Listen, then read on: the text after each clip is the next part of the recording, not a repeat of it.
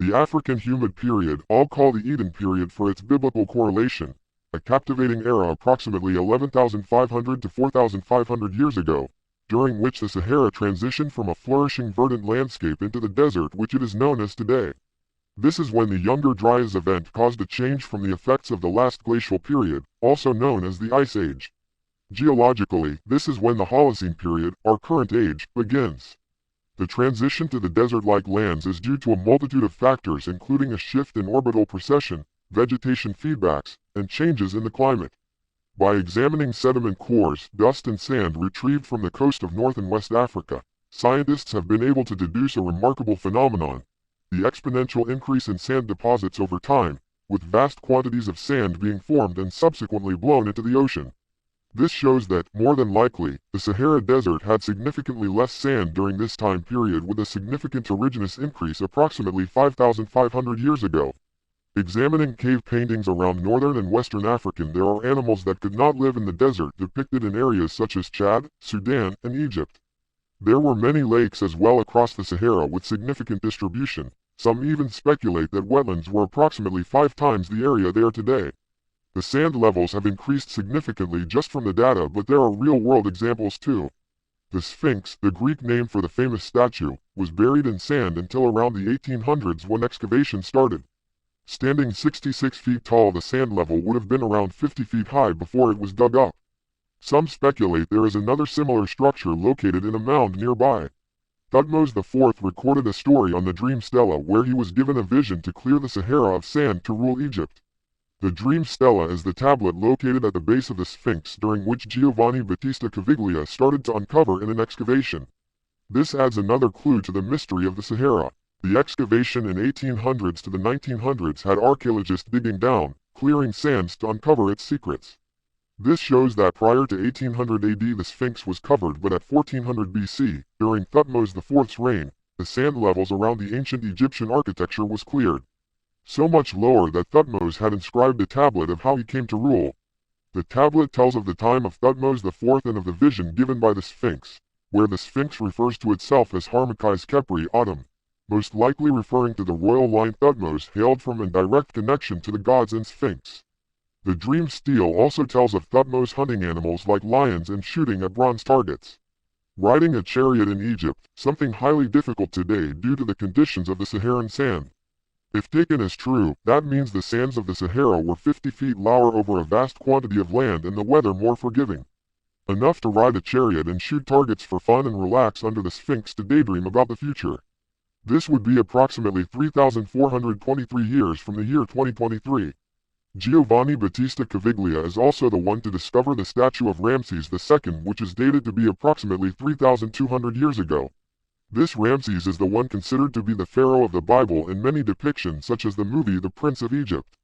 Although there isn't enough evidence for this biblical theory, although the movie The Prince of Egypt is no documentary, if you compare some of the scenes to real architecture and depictions you can see some resemblance. Although the story may not have exact historical accuracy, the visual depictions are not far off. Moses and Ramses chariot racing through a vibrant city, the creation of Seti I's buildings and statues. But how much sand was there at the time? 4,500 years ago being the end of the humid period and the start of the desertification. Seti's rule was approximately 3,300 years ago. That's 1,200 years after the end of the Eden period. Also of significance, the end of the Eden period coincides with a global phenomena called the 4.2 kiloyear event. Approximately 4,200 years ago there is thought to be global megadrought that caused sandstorms in many places around the world while in other areas causing a flood. This was approximately 2200 BC, a millennium before Thutmose and Ramses, give or take a century.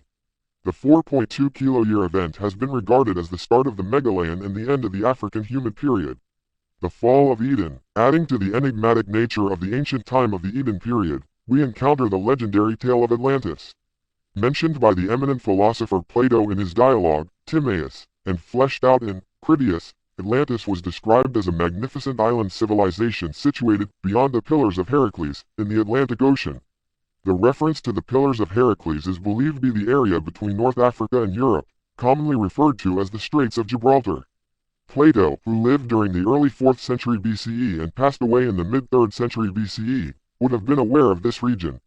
The information about Atlantis itself is from tales from Solon, an Athenian statesman who lived around 630 to 560 BC, and his teachings to Critias.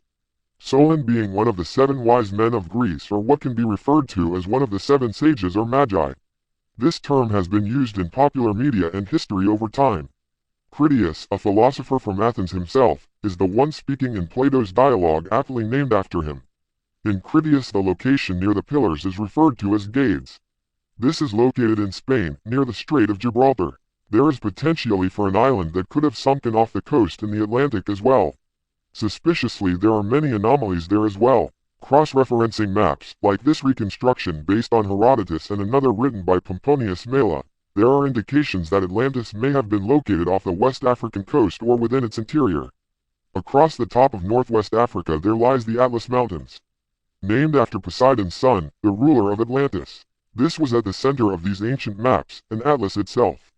Near this location is the Eye of the Sahara, a geological dome called the Richtstadt structure, which is a place of natural mystery. From what is said of Atlantis by Plato and Critias, this was an ancient civilization that spanned from Libya to Egypt to Europe and potentially beyond. Some theorists also suggest that it connected to the Americas, being on the farthest reaching points between both Africa and South America.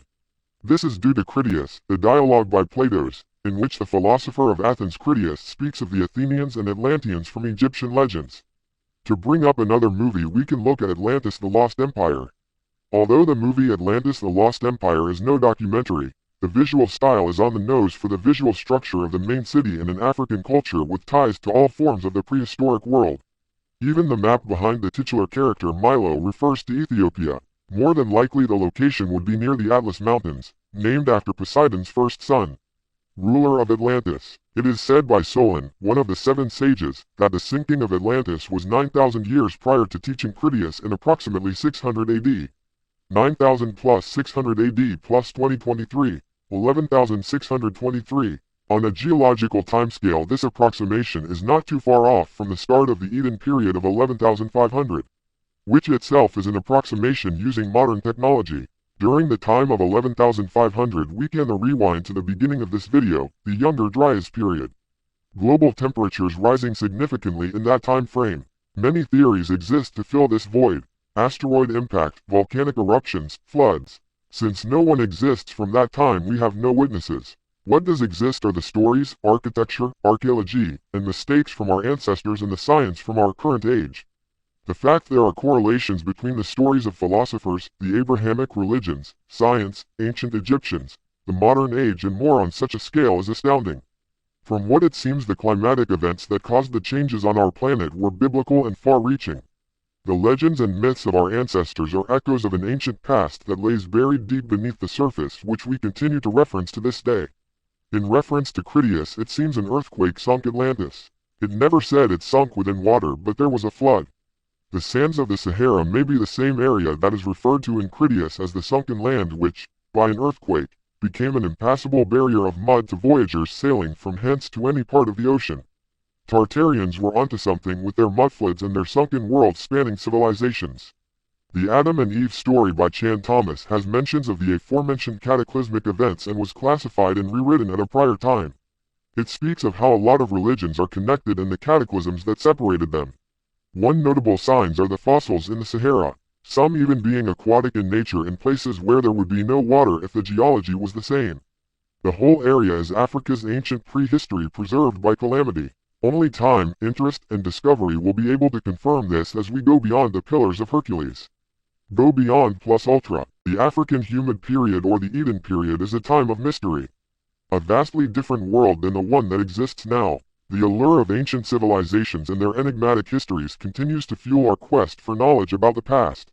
If true, the sands of the Sahara could be concealing an ancient secret within its depths. Potentially a second Sphinx, and who knows what it says. More ancient societies like Göbekli Tepe in Turkey that are buried, studied by archaeological experts and Forerunner, like Graham Hancock. Where do you think Atlantis is? Was it referred to by another name? Were the pyramid builders and Atlanteans alive at the same time or once the same? How deep is the Sahara or the pyramids of Giza? Are the pyramids actually obelisks? Have they been under our feet this whole time in a cataclysmic suspended animation? Comment what you think. If you made it this far, many thanks. This video was made for you. Feel free to fact check and comment. This video and all my videos are to pique the curiosity and for educational purposes.